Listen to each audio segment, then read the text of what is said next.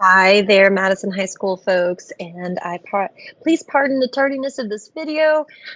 Getting a few minutes alone to record is quite challenging at my school.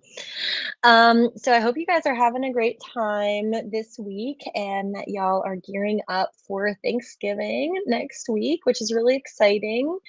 Um, and this week we are getting to dig into some really fun concepts and monstrosities. So the yellow wallpaper, lucis naturae, and then also goblin market. So I want to take a couple minutes to just go over some expectations. So first of all, as you see, there are a lot of different things going on this week. We're kind of gearing up for the end. So we're on week 5. So the readings here are the readings for the whole week. Hopefully you've had a chance to begin. Um, and then we've got the annotated bibliography instructions here. I'm going to be going over our just some basic ideas regarding the stories this week for you to have some context. But for this week, the discussion board is going to be Brooklyn, Allison English, Aubrey, and Marley Cole. And then we are going to do practice research for Gilman, Atwood, and Rossetti, and then you have a reading response.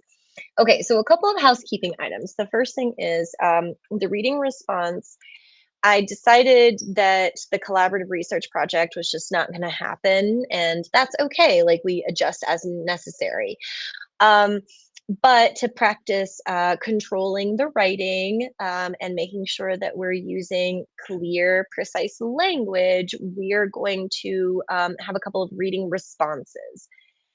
The reading responses are one page of writing where you are going to discuss a synthesis of ideas with stories that we've read. So in this case, we're going to do two pieces from the week, either yellow wallpaper, lucis naturae, and goblin market. You can kind of choose, but I want you to discuss what they both handle in regards to major themes. Okay.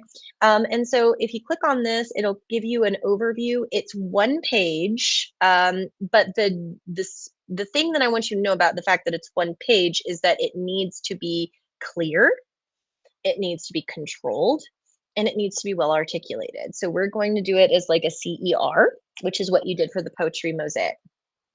I have an example here so that you could see what one looks like. So you have your clear claim that you have as the first sentence, so just like a thesis. And then you also incorporate evidence, and then you discuss how the evidence reinforces the meaning of your claim. So it is a very controlled and very precise paragraph. This one goes a little over a page. I am expecting one, but it should be a very specific paragraph. And so I just wanted to make sure that we were clear on that before we move on for the week. That will count as a core assignment. And please remember to only use AI to get ideas and to possibly clean up some of your writing. Do not rely on AI to do the writing for you. I will ask you to redo it if that's the case, and it will be scored on a rubric, so it is not going to be a formative piece. So that is going to be a reading response for the week. This week and the next couple weeks might feel a little heavy in workload because we're getting toward the end, but don't worry, it'll be all right. I did take some time to go over presentations and to give you some feedback and also to grade them. And I wanted to tell you that overall, I'm really impressed with the thoughts that you guys have, and I really enjoy the presentations that you all have done. There have been a few presentations that scored a little lower than I would like them to, just because they didn't follow directions. And so if you were confused on the directions because you signed up too early, or if I gave you feedback and you're like, oh man, I wanted to do better than that, you can redo it anytime. What I noticed that was happening is that a couple of people were just kind of doing this really big broad topic of like pop culture, and trying to do a rhetorical analysis of like pop culture is pretty much impossible. So those presentations just did not have the kind of precision that they needed to have in order to get an A or even a B mark. And so um, if your presentation was a little bit too overgeneralized, that's okay, and you can readjust, but you need to be discussing one piece. So for example, one of the ones from last week, I can't remember who did it, but like had a podcast that they were analyzing about like grief. That is a rhetorical analysis for the presentation. But some people just did kind of an overall rhetorical analysis of pop culture, and it was just too broad. So if that was you, please feel free to redo it. Let me know if you do. But I am really looking forward to what we have on the boards this week for Brooklyn and Allison and Aubrey and what you guys come up with. It's really nice to see you share.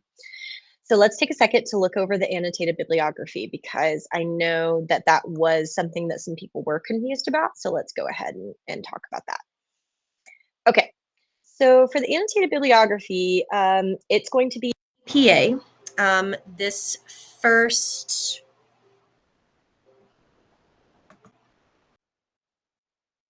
Sorry, I lost my volume there for a second.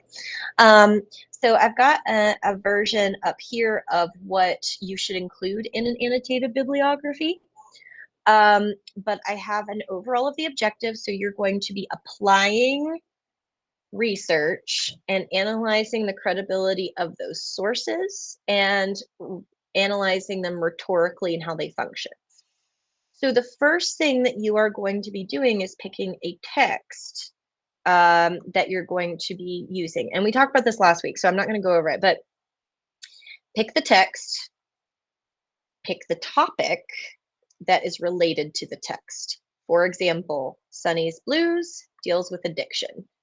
So you might do a rhetorical analysis of a TikTok that discusses addiction. And so you're going to go into detail about what are some of the topics that are handled by this theme. So the one that you're rhetorically analyzing is the multimedia piece, and you can use it for the annotated bibliography. Okay, so they can dovetail together. If you didn't necessarily do the rhetorical situations correctly and you need to readjust, this is a great opportunity for you to do that readjustment.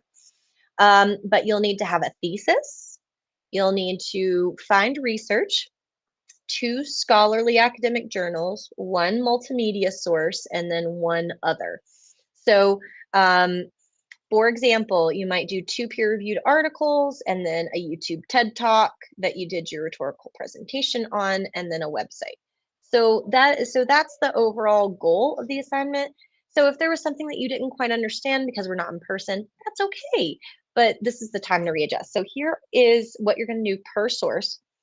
You're going to have about 3 to 5 sentences with each of the paragraphs. Okay, so it's not a research paper, but it is critical evaluation of your sources. So for each source, for total, you will have 3 paragraphs. The first paragraph is a summary of the source. What's it about? What's the thesis? And what are the most interesting points? Please be as specific as possible. The second thing that you do is the rhetorical analysis. So if you already did your presentation on a source, then you already know all that information. It should be pretty easy to transcribe that. So the people who did rhetorical analysis and the Space Cat well, like you can just use that in that part of the source. And then the last thing that you're doing is you're discussing the relevance to your topic and how well it communicated that topic.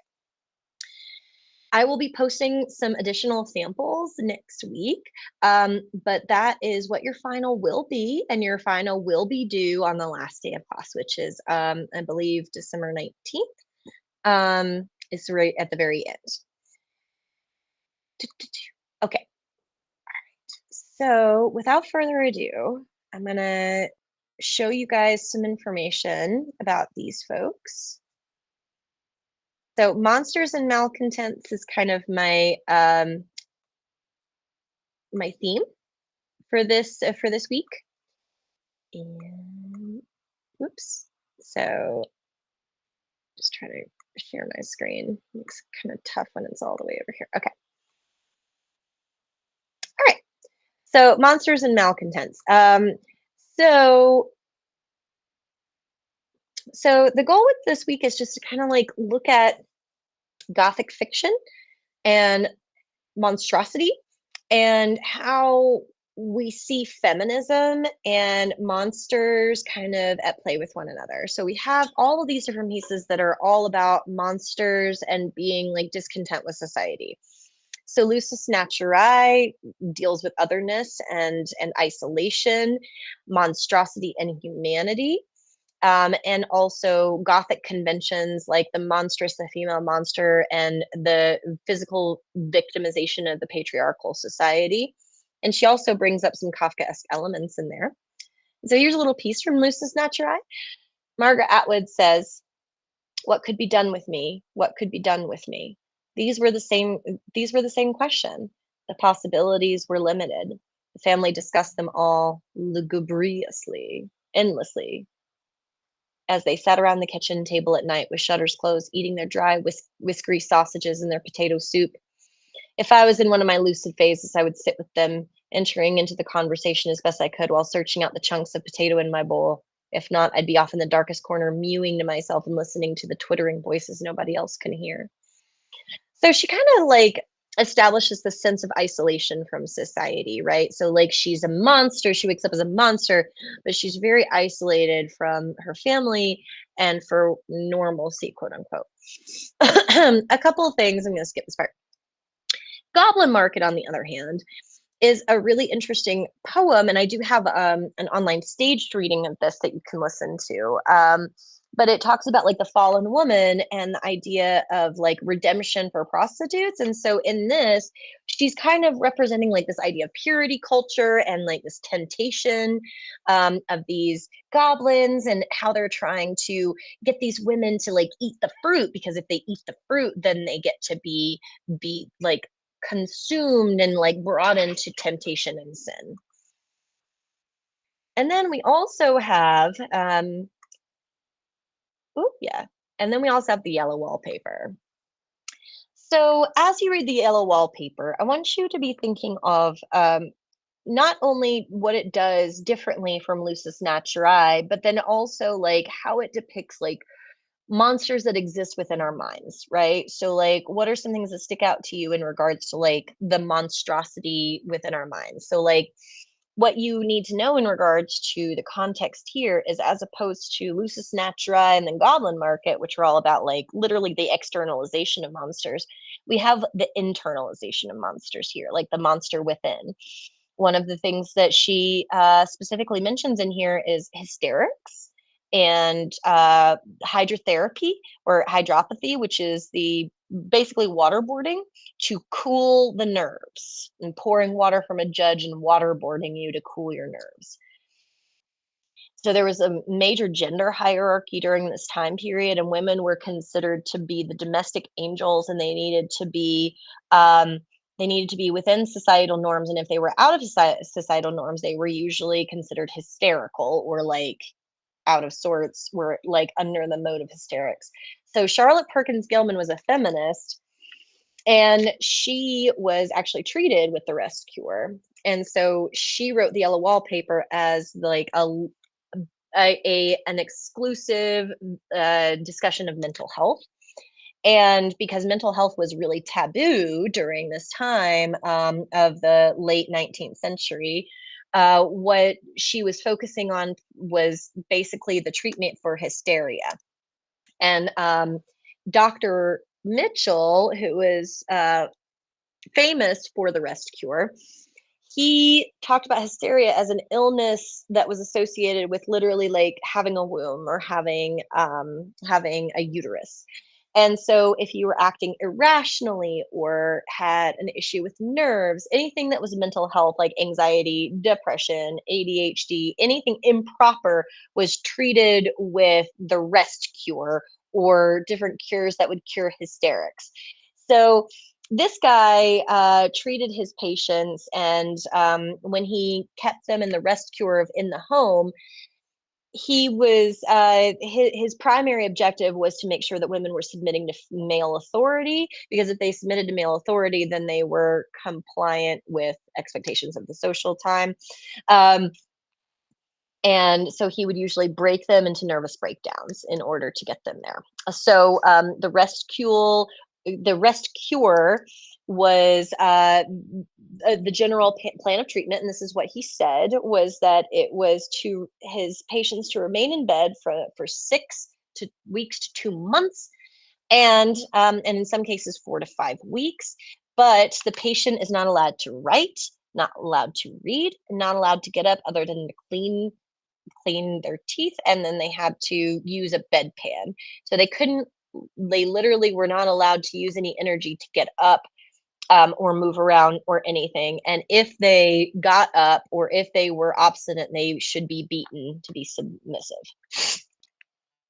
And so the myths were that women were not only physically smaller, but mentally more unstable, and they didn't have as much physical stamina as men because of their smaller stature.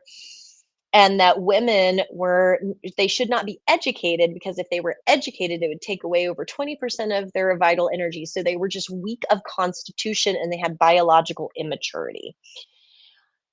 Charlotte Perkins Gilman was treated by this guy, for the rest cure. And she says here that he put me to bed and applied the rest cure, to which a still good physique responded so promptly that he could concluded there was nothing much the matter with me, and sent me home with solemn advice to live as domestic a life as far as possible, and to have but 2 hours intellectual life a day, and never to touch pen, brush, or pencil again. So, in order for her to be cured of her nervous breakdown, she was supposed to do literally nothing other than be docile and domesticated. And she suffered a horrendous mental breakdown because of the rest cure, and so that's why she wrote the yellow wallpaper. Okay, so in regards to that, okay, so I've gone on for too long, but I do hope that that helped give you some context for the week, and I do so look forward to seeing more on the boards. And please reach out to me if you have any questions on your presentation or annotated bibliography. We only have a few weeks left, and next week is Thanksgiving. So I hope you all have a wonderful rest of your week. Bye.